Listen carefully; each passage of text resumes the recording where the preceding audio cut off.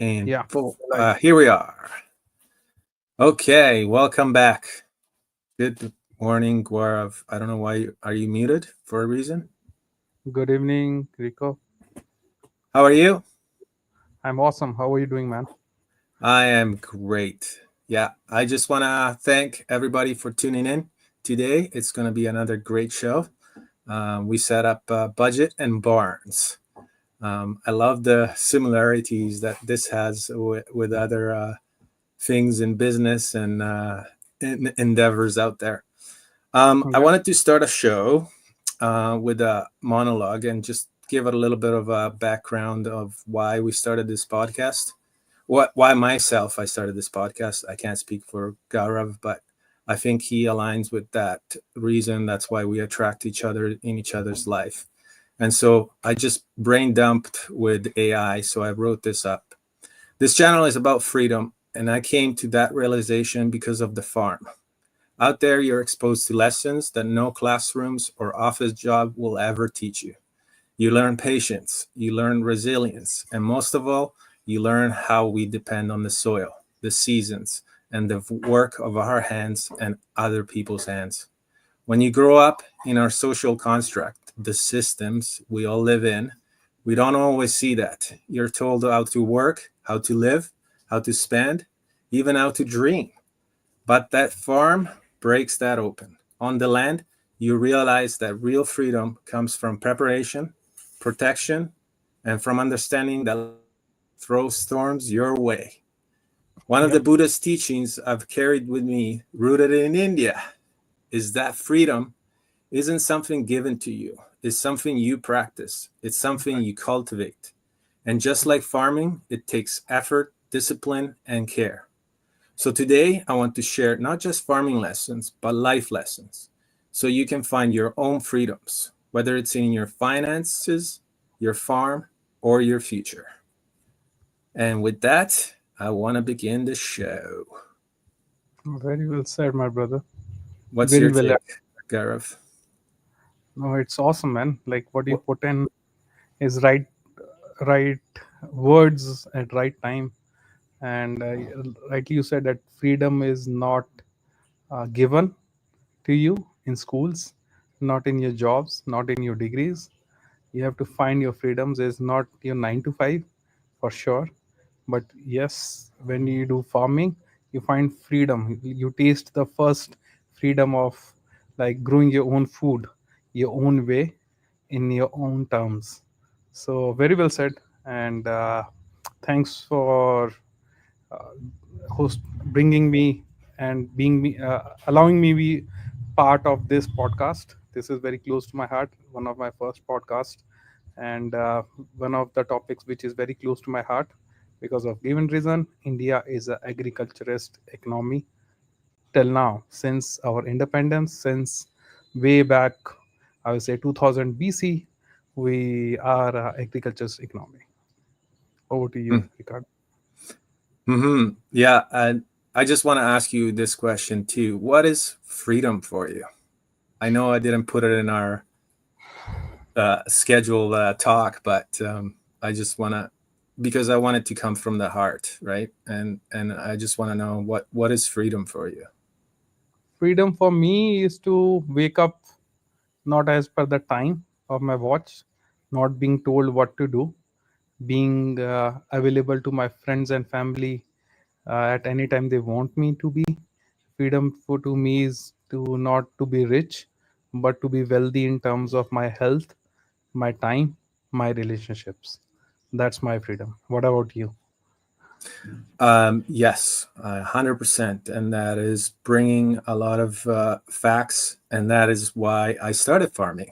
It was because not just the freedom to have the right food on my table, because nowadays we're so exposed to like different chemicals and different environments, and then just having you choose what it's on your plate, but you are having the connection of how long it takes, or how long it takes to grow, or how long, and it's becomes also like you said, it's a time freedom. Are we searching for the right thing? I don't know, maybe, but Mm. obviously it comes naturally as you want to explore, right? Like as you want to grow and learn. So this topic is about budgeting and Barnes. Budgeting is, for me, it feels like over the years is about freedom. It's not a restriction. Just like when you build a financial house in our exterior, modules, and then so when we build a financial house, we got to have strong foundations and strong systems in place to weather all the storms, all the weathers that the system throws you, let's call it, or the world, even the relationships that you're in too. Sometimes they affect you, right? And so one of the things we talked about last week was how to start, right? Like we were looking at soils and land, and what we came out of it in summary. If you haven't watched the episode, please go back and look at that episode. It was great. Gaurav was on fire over there, and he's still speaking from India. He's still he looks like he's in a bedroom, but he's still speaking from India. Bedroom is a bedroom, man. No matter it's in Canada or India. So yeah, we spoke about land, and what we taught was more like, if you're inexperienced, it's better to start leasing the land, because you have to learn different tools, different practices. You have to get acquainted with the weather and all the other facts that we are actually going to include in this week's podcast is about budgeting. So to start that, what do you budget for? Right? You want to take Mhm. that, Gareth? What do you So budget for? uh, some people confuse budgeting as putting restriction on their life. Okay, Mm-hmm. once I budget I can't eat out, or once I budget I can't do this, I can't do that. But for me, budgeting is kind of giving you a freedom of doing everything. It's just like you set up a timetable. Like they say that there are two ways to run your day: either the day run you, or you run the day. You can run the day when you define how you want to spend your time. Same is your budget. If you know how to spend your money on which thing, what are important, what are non-important, identifying your dark spots, your weak times, your strong times, you will be able to enjoy spending money. That's budgeting. It's basically enjoying your money in a more mannered way, in a more disciplined way. And if I say about farming, so budgeting is not only about planning for your crops or planning for this. No, when I say farm has two components. One is farming, which is your occupation, and then there's a farmer, which is your personal life. As a farmer, you're a human, and you need to keep both separate. People go down with their businesses because when they don't budget well, when they mix up between their occupation and then their personal life. So like I say to all business owners, I will say to my friends who are farmers as well, stop budgeting just for your farming. Whatever we will be speaking today implies not only for farming but for your personal. And first take of this podcast, and most important one is, keep your budget separate. Keep your personal budgeting separate, keep your farming budget separate. Then only you can thrive in both. If you mix up both, mm, uh, I can tell you like bunch of stories which which don't have much very happy endings, but they are big lessons. And from those lessons, I am giving out this point so strongly. What about you? What do you say? Uh, yes, I just want to put a comment on there. It's always a learning process, right? Like Mhm. it's always you. We're always seeking the right answer, and then it is right to split the two, because also you're gonna split the finances as well. There's different techniques to finance your businesses It doesn't have to be farming, like you said.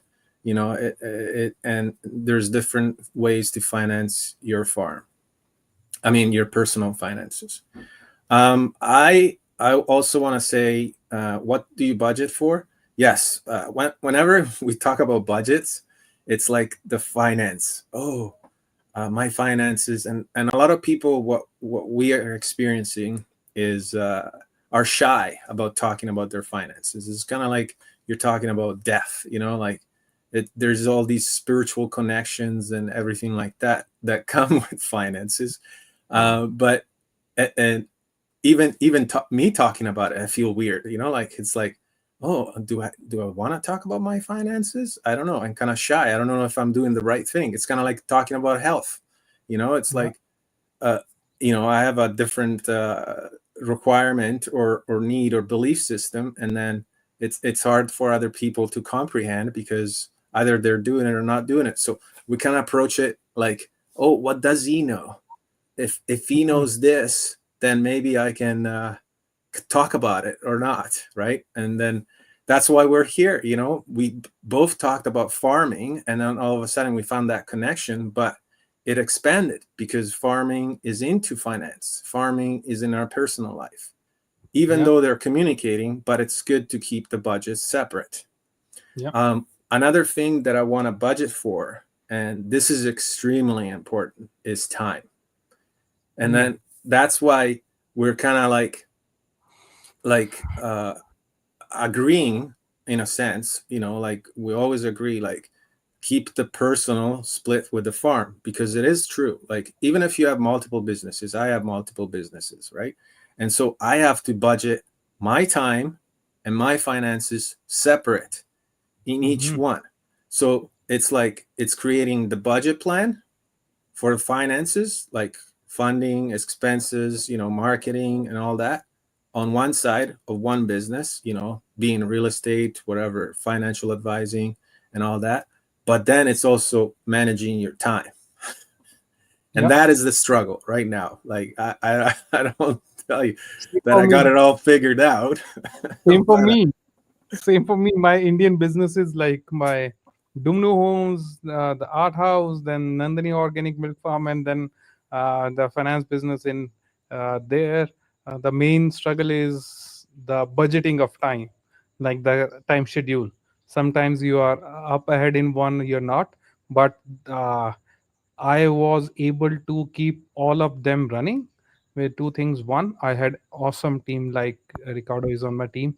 I have awesome team who has been not, I'll say not compromising, but they are helping me to work in a very, very, I'll say, uh, accommodating way. And I think that's the beauty of our business in Experia. And once you budget your time, you don't need to spend like 10 hours or 12 hours a day on all the businesses. If you know what you are doing, you will be more productive and you will feel more accomplished. Same as your budgeting with your money. If you spend as per what you planned, and if you earn as per what you planned, you feel like invincible. You feel like God, man. That, oh, I can do it, everything that I planned for this. I was able to do this. Sorry, I was able to do this, and if I am doing this, I'm able to do this. So, y- yeah, uh, very well said. That budgeting of time, in especially in multi-dimension, is very important.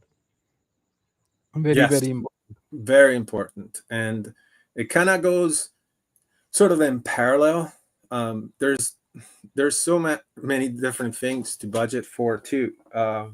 Because when it comes to farming, is you pick the soil, you pick the location. Obviously, if you have proper planning, right, and you went in and you're buying your farm or you're starting your business, you have to kind of like, and it's suggested by other very successful people out there, and it's to find your niche, right? Find what connects with you. Find what it's natural to you. And this is another reason why we started this podcast, because we're farmers, right? So when we talk about farming, we connect in a way that can be seen, right? Like a lot of people see farming as like, oh, but that's so degrading, that's Yeah, not the best it's a poor job to job. do.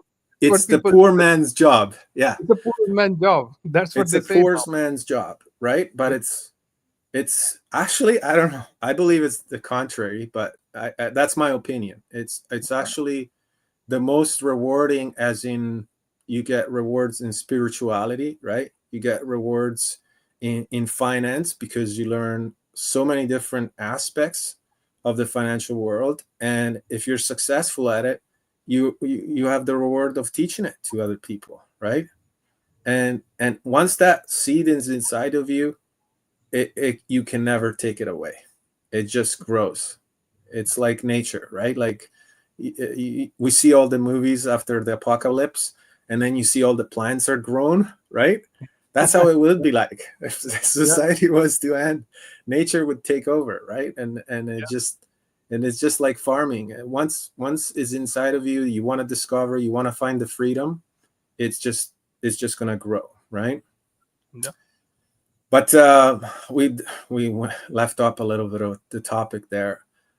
Also, one thing about budgeting is that you have a vision, you have a plan, and I want to take it to a story that it's hitting the Okanagan right now, and that's local. I don't know. Gaurav can say his story on his end, but on my end, the Okanagan, when I first came here, it was mainly what we came here to farm was ground crops, fruit trees, and all that stuff. And all of a sudden, slowly, it got taken over by the vision of certain corporations, and it was implanted in the minds of the farmers that grapes would be a great crop to plant, right? And so uh, so many farms took out years old, like 30 to 50 years old trees. And I don't want to dwell too much into it, but as the tree grows older and stronger, it picks up, you know, ethorically speaking, it picks up energies. But it also picks up so-called physically speaking nutrients from the ground, because as it grows, it grows bigger and the roots go deeper, right? So it establishes its own systems, and it actually becomes independent. Once you Mhm. have a tree that is settled in, you don't have to touch it, like, and it grows abundantly whatever the seasons are, because it's been through the seasons, it's hardened, it has built itself, uh, and that's the future value, right? So we give it a future value, and that's what we don't envision as we come in as new farmers or new businesses. We don't have the long-term vision of what this system can do. It's the Mhm. same thing with experience. It's the long vision that you have to see, like, and that is why they give you legacy. That's why they give you, the future fruits. But you have to Mhm. wait, you have to build on it, you have to build the foundations. But Mhm. anyways, I was going to say the story that the grape industry came in, the wine industry, because, oh, it's so much profits, like you're selling a bottle of wine for 20-30 bucks, right? And Mhm. there's so much incentives because the government makes money on that, so they subsidize it. Yeah. And so, but subsidize, I mean, we could talk about it later. It's a way to take people's money, people's taxes, and reinvest it back into businesses. But they choose the business. So it takes Mhm. away the freedom of choice, because it's Mhm. like, well, you plant grapes.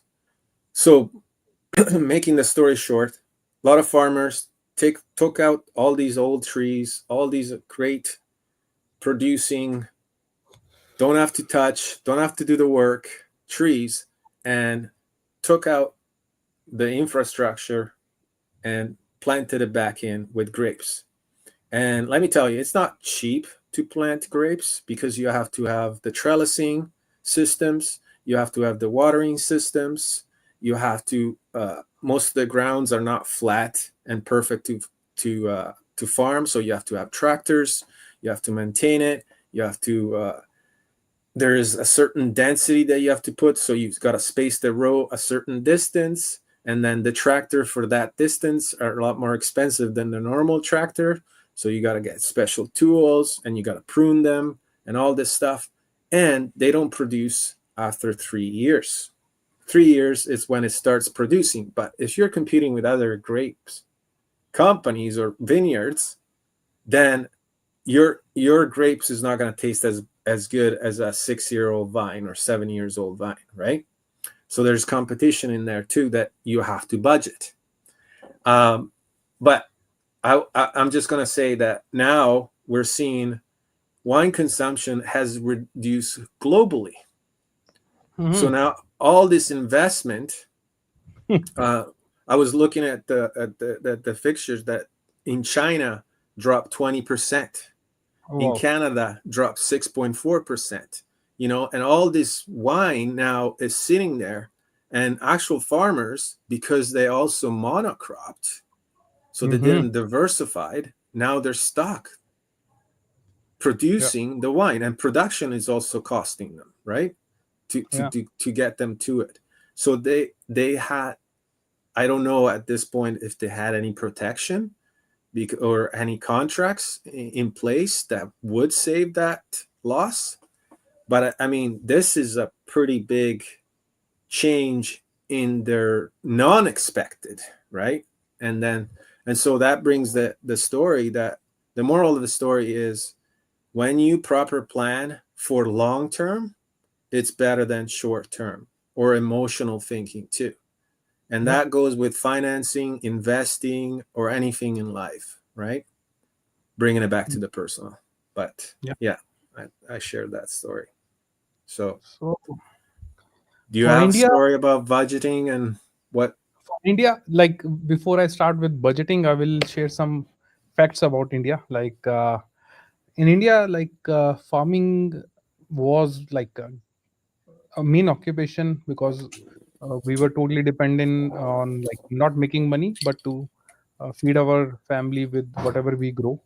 And there's no structural budgeting or financial planning in India because 85% of Indian farmers are smallholders. They hold less than, I will say, 500 square feet. That's it. 85% of farmers don't even have like 500 square feet. So like for them, formal budgeting is not even part of their worries, they had something bigger to worry. Like if something happens, what will happen this, what will happen that. So when we say budgeting, uh, in India, so many farmers don't even know about this. And then uh, for them, if there's one crop it's fail, it can mean generational debt because they don't plan. Like I told you, they don't have access to such tools because they are not making such kind of money because of the land holding they have, but they work continuously under debt, like one crop to another crop, another crop to another crop, one generation to another generation.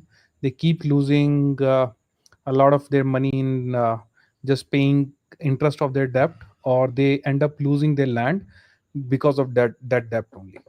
So like for India, the uh, things are pretty different. And then like you said that there were like unforeseen things happening about not seeing the bigger picture of just moving away over here. The unforeseen cost for a small farmers is as small as like a is borewell drilling is failed. It just dumped up to get just done with it. Like it's 3 to 5 lakhs. This is what they make in their whole one crop season. So once one borewell gone, it's done. You're done. Then your crop, if one season uh, have doesn't go as planned, they're gone for the next season or maybe like for the generations. Then we have labor shortage as well. India by far, it is one of the we have the highest population, and we have highest occupations in farming. But when the season comes for harvest, even the laborers are smart now. they increase their price by 40 to 60%. In the end, who bears the cost? As a farmer. Transform, and then they don't anticipate the transportation cost.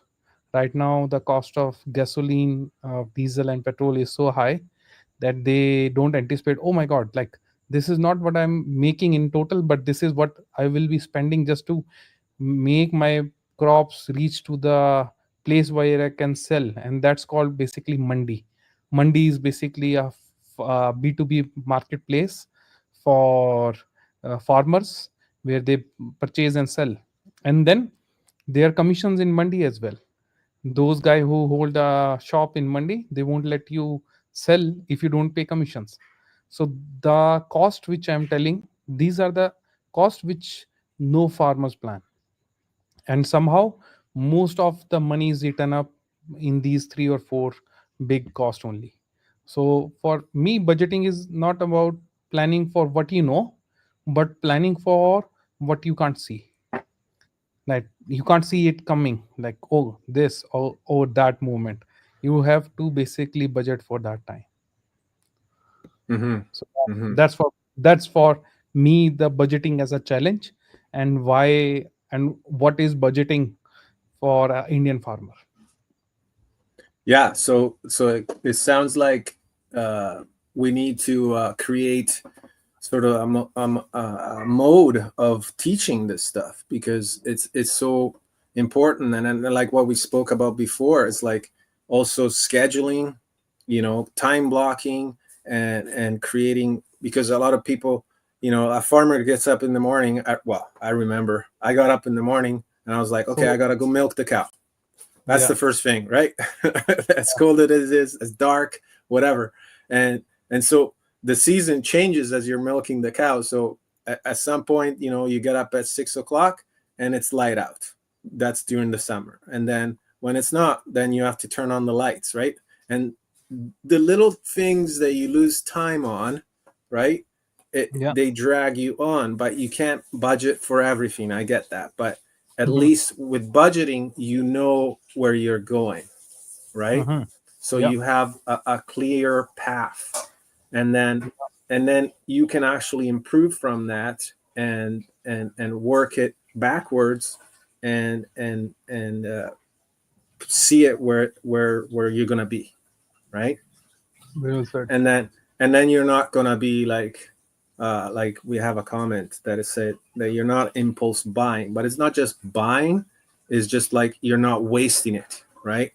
Mm. And there's different techniques. I don't know if you guys ever heard about the Pomodoro technique, where you shrink everything in the first 25 minutes, because creating this pressure, it gives you focus, and Mhm. that's where you get the most benefit, is when you get the focus, and then you're not being distracted by all the different things. It's funny, when I said that, my wife would just walked in the background there. Mhm. No worries. She distracted me. But anyways, um, so it sounds like, from where we started the show, that we need a strong foundation. And what we talk about when we present our things in our financial house, but we'll call it the farmhouse. We need to have a strong foundation, because without a strong foundation, the whole system will collapse. All of the systems will collapse, Exactly. and that goes with business too. And Yep. and we have to be aware that, if you don't have strong, solid uh, morals too, uh, everything will go away. And a lot of people speak about the why too, and if you don't have strong whys, you're not gonna continue on building the house, right? Same Mhm. thing. If you're building on weak foundations, you go up the floors, and then all of a sudden, boom, the whole house collapses on you Yep. unexpectedly, some people say. Mhm. So when we talk about protection, we got to protect our livestock, right? Our crops, right? And a lot of farmers don't understand that concept, but it's key of being resilient, right? And this, we have tools that have been there for hundreds of years, and they're amazing tools, and a lot of people don't understand that concept. But it's just, for me it was simple. It was explained to me, it's just farmers pool their money together to protect each other. Hmm. And that is the basic concept of insurance, right? Yes. It's just a pooling of money, a resource together, and then we go and help each other. And then I don't know if you guys do it over there, but back in the days, we used to go around farms and be like, "Hey, we'll build the barn for you. You put in the money for it, and then we'll build the barn." And then you went off to each other farms and built barns. Yeah. Wow, what a concept! And then everybody had a barn. They can store their crops. They can Protect store it. their animals, protected.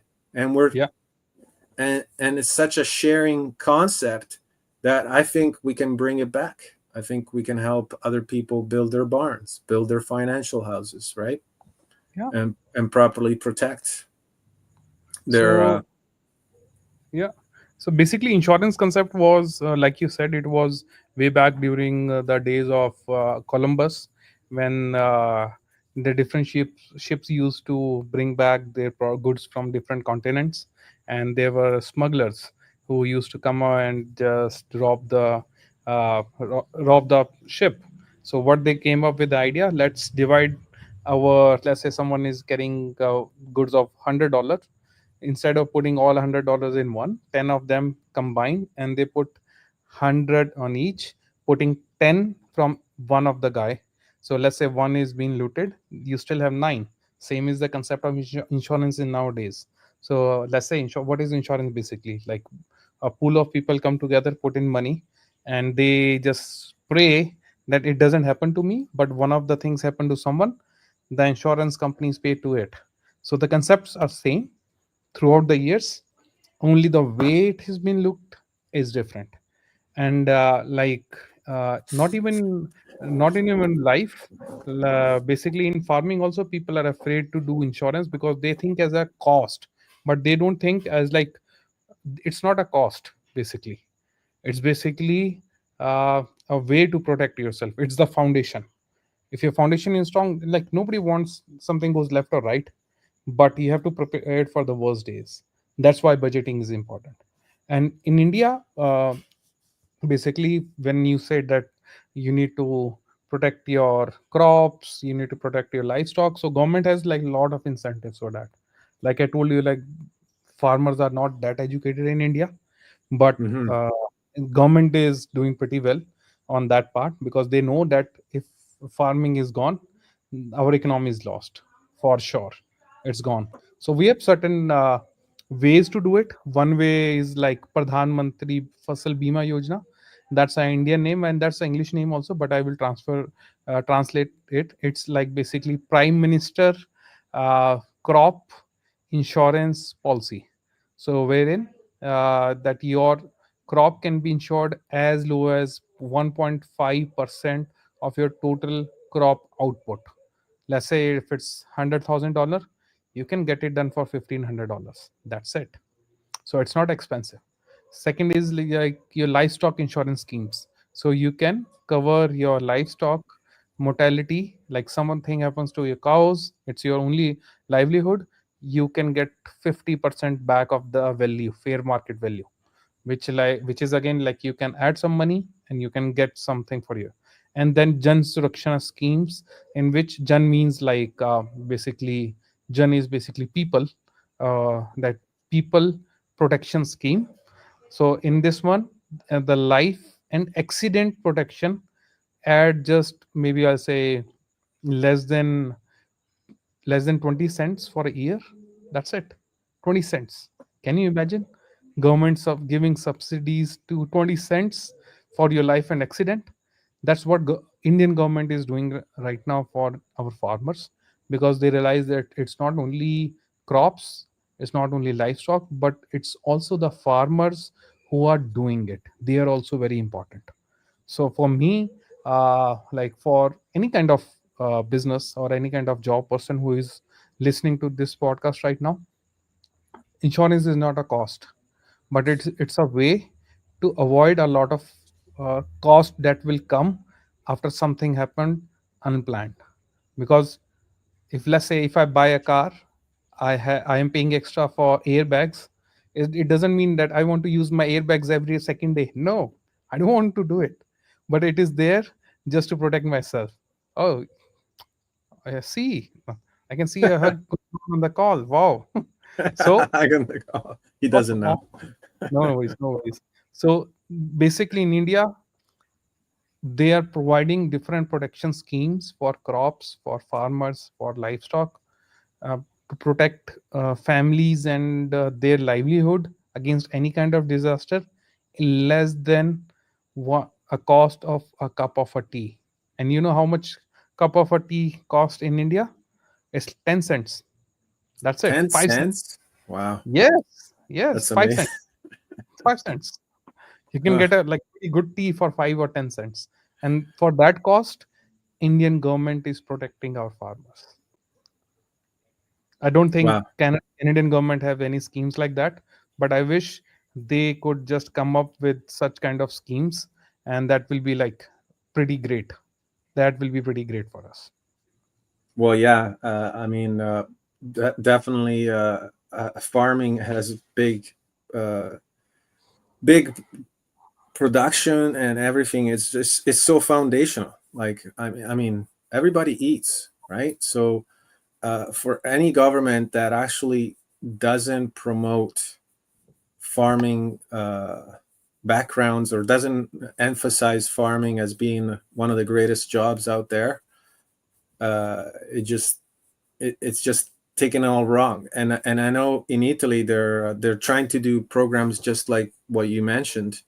But yeah, for now in Canada, I haven't heard of anything like that where they help protect people. But yeah, it's in Italy. It's starting to grow that people need to come back to the land, right? And Hmm. they're incentivizing, right? They're offering actual land for free that you Wow. don't even have to lease or buy, right? And so you just farm it, and then if you farm it for a certain numbers of years, then it's yours, right? And that's how I think it should be for any country. I'm just putting it out there, right? And it was talked about it actually in a book that I read, "The Ringing Cedars of Russia." It's actually in the fiction section, but some of the Hmm. insights from this recluse from Siberia, they were pretty magical, I would say. And that's where I learned some of my practices of like the seed, especially planting seeds. There was one, I'm going to take this out of context, but there was this one concept that I was also telling people when I was selling seeds back in the days when I was farming. I was saying that you take that seed and you put it in your mouth and you squish it around. So your saliva activates that seed because seeds are activated by moisture. But now you're Hmm. adding another layer to that activation. You're adding your DNA. Wow. Are you ready for this? Yeah. I'm By already adding excited. your DNA, the seed will grow to what you need. Wow. Awesome, man. And not just this is not just like a physical sort of connection, but it's also a spiritual connection Ritual. Yeah. because you're there from the beginning. You're Like your there, you're like Mother inputting Teresa. yourself. Like in native culture, they also give thanks by taking up one air out, and then they say limlicht, and they say Hmm. thank you, and Yeah. they put it out there, and just that motion connects you with the land. Because if you're given a gift, like if you're given a fruit from a tree, it's a gift, right? It came Hmm. from the tree. Nature, it's got that spirituality. So by planting the seed that has your DNA inputted, and also your family, because obviously your It carries. your your sibling, it carries on, right? it helps you heal your ailments, and it gives you Mm. that spiritual connection, right? And I just wanted to share that because it goes with everything. It's like once you put your insight into it, because I mean, what you just talked about insurance, it's just, for me, I was just thinking, wow, like insurance is taking away so much of the oppressions and giving you the freedom. Because when it comes to money, we are so That's centered. bounded, centered. Yeah, the banking system. Where do you put your money? In the bank. Oh shit, man. If you put it in the bank, that's probably one of the worst places, because they're making money off of you, right? Yeah. And they're taking that money and actually creating inflation. We talked about it last week too. It's the more deposit they have, the more they can lend out, but they multiply that 10 times because we lost the backing of Mm. the gold backing, or like they're trying to bring it back with crypto, but I don't think crypto, I think it's still designed by the controllers. I think it has some good intentions, but like a good old saying that we all have, and it's on all languages, I think. uh, the roads to hell are paved to good intention, but with good, Yes. you Yeah. know. Said. Yeah. But yeah, I just wanted to say that, like when we take insurance and we spin our perspective, and we create this collaborativeness, and it's with the new platforms that are coming out with the new innovation, and I'm just brain dumping here, but it comes up also like with Experior, like you got this collaborative sort of mentality of like, I help you, you help me, and we grow together, right? It's kind of like we're not just planting one seed, now we're planting forests, right? Mm-hmm. Forests that have roots. And same with EXP, right? Like you come into real estate, and real estate is so important because it's the roof over our heads, right? It's like Mm. the whole, you create homes in real estate, right? Yeah. So EXP has the same concept. You pull in realtors that help other people that have their niche, right? And by helping them, you get a little bit of compensation, and then they get compensated, and then they do it again, and then it spreads, right? And it's just like Ripple. multiplying yourself, the ripple effect. Yeah. Yeah. So Yeah.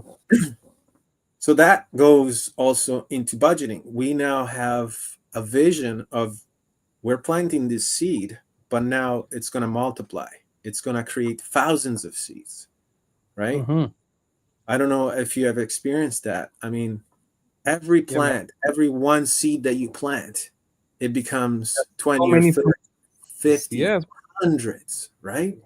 Like, Yeah. like there's crops like quinoa, right? Yeah. Quinoa is like you plant one little seeds and it's like Oh, you thousands. name it. Oh, you name it. Anything. You plant one fruit tree, you will get thousands of them. You plant one wheat, you have a crop which gives you like maybe 500 of wheat seeds in one strand. So it's like it's always multiplication your about your finance, and that comes to our first floor of First floor.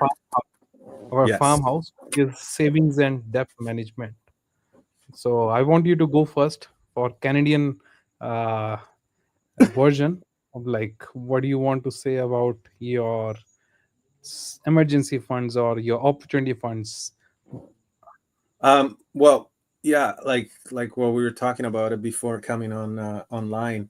What struck me when I was presented the financial house or farmhouse concept was the opportunity fund, Yeah. and just the opportunity fund. We're not even taught about it because nobody talks about how many opportunities have you missed in your lifetime, and you didn't take a chance because, oh, it's going to cost too much. That Yeah. doubt in your head that came in. And for me, I was like, oh my goodness, like looking back at like, having the opportunity of buying extra land, or having the opportunity of buying a fruit orchard or something that I could envision becoming profitable in the future, I couldn't do it because I was stuck and I didn't have the budget for it. So when it comes to savings, it's like you take those seeds, and because you planted them, they produce thousands of them or 100 or whatever it is. And then you go, okay, how much do I save? So there is definitely a percentage of that you have to put, but Yeah. practically, as we say in finance too, it's at least you got to save 10%, whatever it is. Yep. If you're making, if you're selling a house and you're making $10,000, at least you should save 10%. And then those savings, like you said, emergency fund, that's another big one, because emergencies come up. There's always an emergency. You always have a flat tire. You always have something. But it's how you react to that emergency that makes you comfortable and less stressful too, because you Yeah. know stress is as a burden to your health. So the better you protect yourself against stresses, the better you are, right? And when I first learned about the concept of protecting myself, one of the first things that I did was to protect the legacy that I have, so my children, my family, right? And in order to do that, I did buy a little bit of life insurance. Once I had that life insurance, I felt like a little bit of stress reduction, because I was like, if something was to happen to me, my family's going to be okay.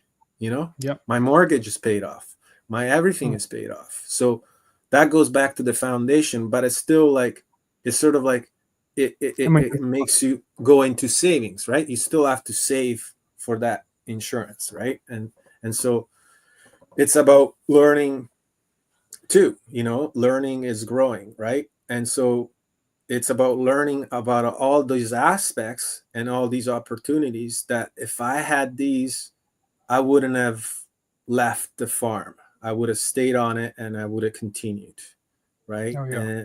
And another thing is debt. Debt, to me, I mean, if we go into debt management, it's so important. And again, it goes back to budgeting, because if you can't pay for the future, obviously we're all trained to go into payments, pay for this, pay for that, right? Oh, just turn it into a payment. This is how much it's going to cost you a month. And they reduce the cost. So it's like, well, it's only $20 a month for the next 70 years.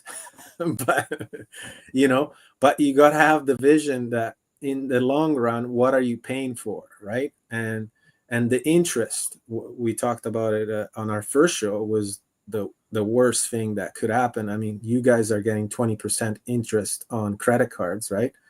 Down here, we're getting about 8 to 20%, right? So there's that, and also you want to recover that you want to put that money back into your savings, right? And make it grow for you. And so farmers, like what you said, they're kept uneducated, I believe, for that reason. It's so that they're easy to control. They spend their money, they work hard because they're hardest workers. I don't think there's anybody that works harder than farmers. No, nobody. Right? Yeah. Yep. So Yes, sir. what's your take? For I will just take a more practical approach on this one. So when someone says that, okay, what are the three layers to act for an emergency, I always say, don't go for savings. That's what people do in poor financial management. The first line of defense should be your credit. People say, what are you saying? But I say, yeah, first one is your credit, second one should be your insurance, third one should be your savings, or second one can be your investments as well. But don't go for your savings at first, because once you exhaust savings, then you don't get any of the first two options, that's for sure. Mm-hmm. So for like in India, like I said, the first kind of is credit. One is like you can get emergency line of credit, Like I mentioned last time also, these are called Kisan credit card, or you can, in English it will be translated as farmer credit card. And it up to 3 lakhs Indian INR. And for, because 3 lakhs is pretty much like uh, high for someone who is holding a very small piece of land, and the repayment interest is only 4%. So first, emergency line of credit, if someone has to go in India, I will suggest go for a KCC. Second is your savings. In India, they had like different savings plan, but since banking have not reached to the rural India, not that much extensive, because banks make money out of people who make a lot of money. They are more focused on cities, not in farms, not in like small towns. Even if you see in Canada also, like small towns don't have much of the banking big bank branches. They have like credit unions or something. Same goes for us. So if someone has to do some saving, for savings, I will suggest to go for post office. Different plans like recurring deposit. You can deposit little bit every month, so that you have like kind of your emergency fund for your second line of credit. Third one is basically your, or you can do like uh, cooperative saving accounts, like wherein like your local farmers come together and they save up money together. They have they don't get interest on that one, but it's better to disappear your money rather than being in your hand, because once in your hand you will spend it. That's for sure. I haven't seen anyone in this world who have like money in their account and they don't spend it. There might be some like super strong people on their will, but not everyone. And then we have uh, Pradhan Mantri, again Prime Minister Kisan Samman Nidhi, which is like Prime Minister Farmer Respect uh, policy, in which you can get up to $1,000 on an, oh sorry, $100, which is 6,000, as a support just for your emergency, not for your consumption. If your farm is gone and everything, other than all the insurances, you get up to like those $100. And then you always have subsidies. But like most of the farmers do, they spend these subsidies in festival spendings. But I say that keep that subsidy and treat that money as your safety net. Don't spend it over. It has to act as your safety net, not as your festival spending. And then your, and that moves to our last part, or I'll say the last part of our planning, which is future planning. We have covered for our basically budgets, and then we have covered for foundation, first floor, and then it comes to our roof, which is our future planning. For Canada, I will cover for this one real quick for Canada. And this future planning also means your tax planning, your wills, your estate planning. So your farm, you is not lost in estate taxes, or you didn't plan your wills, so government comes over, take over, or third party comes in and put a dispute on this one. Your family will always curse you for this one after building all these years on your farms and everything. Since you don't have a will or estate planning, yeah, it's a big legal issue. And same goes for your India as well. So if you don't have a legal will or succession planning, most of the farms are lost in family disputes, because let's say two brothers fight, they don't know like what their father left. The end solution is to sell everything. What you just did, you end up selling your only livelihood, just because you were not clear who will get what. And then we have, uh, if you want to plan for future, you can take some agri infrastructure fund loans as well, and those are up to uh, $200,000. I said 2 CR, with only 3% interest, only 3%. But government is giving to only the farmers who want to go big, who want to bring in tech in their farms, and they are giving these loans away. And if you are planning for future, this can be a very, very good tool in India to basically improve your farm operations through tech. And then obviously, like I said, that for future, plan for your kids for sure. That they, most of the people give up farming once they see their fathers struggling in this occupation. They don't want to do farming just because Yeah. their dad who was a farmer was also always stressed out about not planning for their kids or future. If you want to be, if you want your kids to be remain in farming, plan for their future. And you can start with a mutual fund or a SIP as small as like 500 a month. Once you do it, they are 18, you give them a lump sum amount for their studies in their farming or any other thing. They will always bless you, and they will see this occupation as a good occupation, not like a poor man job, but like a rich man's luxury, that you can grow your own food. So these are like important part of your roof, which is your future planning. Now, which comes to brings us to our last part, tools for budgeting. What you will suggest, Rico, here? Um, What do you suggest? no, yeah, great point, though. I just wanted to go back to what you were saying about planning the legacy and everything. Is just it's true. Like if your kids see you struggling and having a hard time and always being stressed, being absent too, like Yeah, not being able to be there, that makes them think, well, why would I want to do that, right? Why would I want to follow my dad's step? And I think that's was one of the reasons why people are starting to, well, they're starting to come back, but they left. Like my mom left the countryside because she was like, why would I follow my dad's footsteps? Like it was so sorry. Sorry. Okay.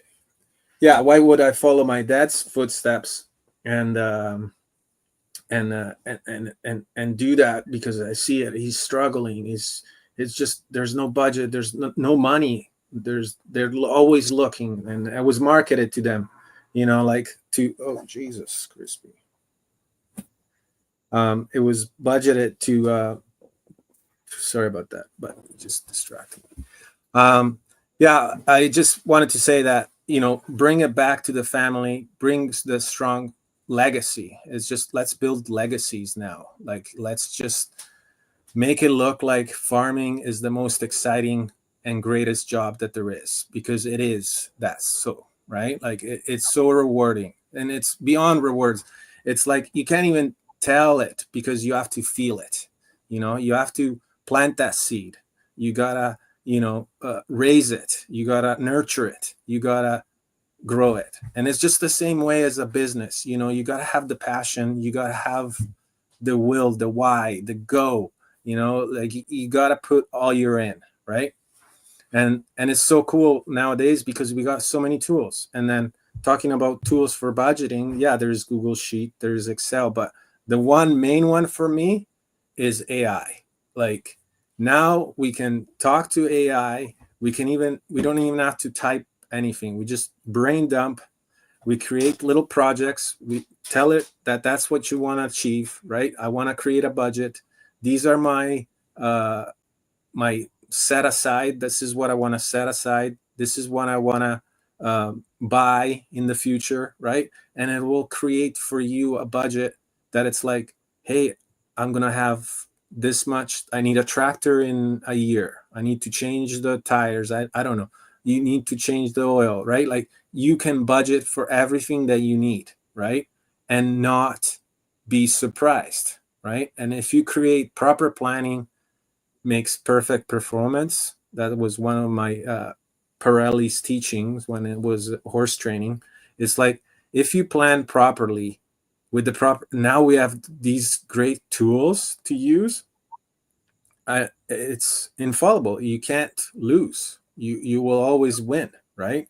And yeah, so then having the knowledge and listening to us or listening to other people that talk about financial planning and resources that are out there, you can connect them in with AI and tell her, this is what I want to do, this is what I want to follow, and she will put in all those techniques and Yeah. and give you like the proper explanation tailored to you, to what you need.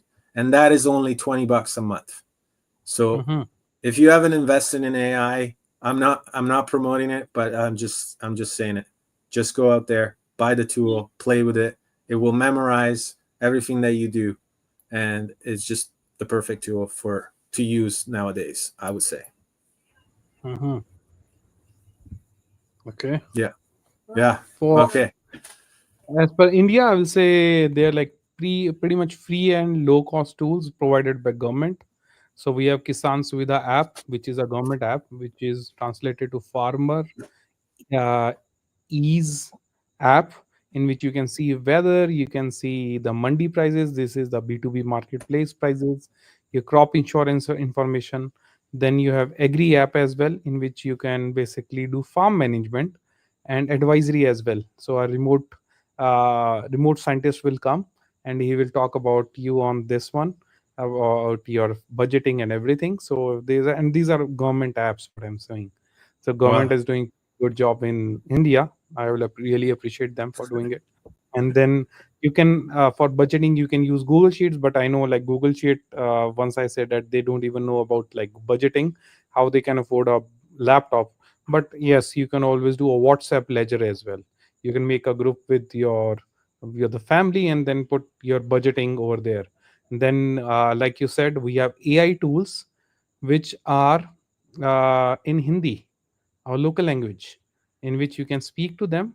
Like we have Khata book, which is like again your credit debit book name, OK Credit, in which you speak in Hindi. You let them know this is your cost, this is what you earn, and they can make a budgeting for you. And then you can have three layers of emergency funds. I will speak about Indian version, which is like KCC, Kisan Credit Card, for immediate liquidity. Then you have protection schemes, which is your crop, live or livestock. Something goes wrong, you can go and dig into those protection or insurance plans, which are given by government. And then your savings, like the savings you are doing in post office. So yeah, that was for budgeting as per India, Indian version of budgeting for farmers. Wow. That's amazing. Yeah, I Yeah, wish we had that kind of help and assistance from our government here in yeah, Canada. yeah. Yeah, I don't know. I think I'm gonna go see Italy pretty soon here, and I'll report back what they're doing over there with how do they help financially and incentivize farmers. But yeah, everywhere in the world, it's different, and unfortunately, we are connected but not so connected, like you Mhm, said, some farmers in India don't have a computer, they can't have access to the resources that other mhm. farmers have, and it should be a must, because we can learn from each other experiences, and we can also learn from each other's places and operations. And if Yeah. something works here, why not implement it somewhere else? And I think We that's have how. we have such big schemes going in India. We have we work very closely with Israel for providing us like their irrigation tools, like what they use. We go out and teach a lot of things in Africa as well, because those are like underdeveloped countries. So we are learning Mhm. from them. We are giving it. Governments have those plans, but actually they don't reach to the farmers. So there's a gap between what you're planning and what's happening. Same like budget. What do you plan and what do you happen? It's different. Then it comes for your government plan as well. They are glowing global, but like the results or the what do you say, the benefits are not reaching to the ground level. That's one big struggle for India, that's for sure. And I think we are much over our time, Our so time, yeah. yes. But So anyways, it's so much, and yeah, like we're gonna share more about our experiences, and we're gonna go deep down into each topic, because I think it deserves its own talk about it, especially with budgeting, like what we talked about too. It's like it comes budgeting time, and budgeting finances, right?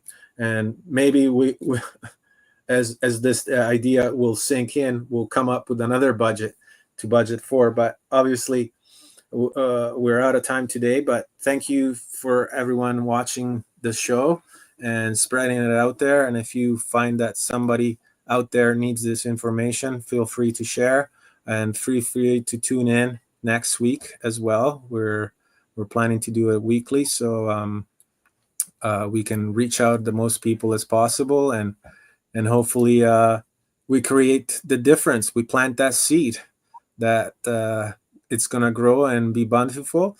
If you want to join us on our team, do that as well. Contact either me or Gaurav. We're more than welcome to help you create a life that you possibly can imagine or possibly are not imagining yet. Other than that, Gaurav, do you have any closing statement or anything you want to say, add to this? No, it's just like I think what we are doing here is the need of an hour, because a lot of people are giving up their farming, and farms are being taken over by robots and AI. And the last thing we need is to lose the connection with our nature. And once we do that, we will be in a big trouble for sure. We already did in so many ways, but this is what I think worth trying to preserve. And like you said, if anyone wants to be a farmer or anyone wants to win big in their life, it's not about just like farming, but someone wants to grow in their life in terms of finance, or they want to grow up in terms of like self awareness. Feel free to join us. We have a great team at Experia, and we are there to help you. Okay, Okay. then I'll see. Thanks, We'll meet everybody. Thank you, Gaurav. We'll meet Thank you. next week. Stay With a tuned. new topic. Yes. Stay Yeah. tuned. Okay. Okay. Take care. Bye bye. Bye-bye.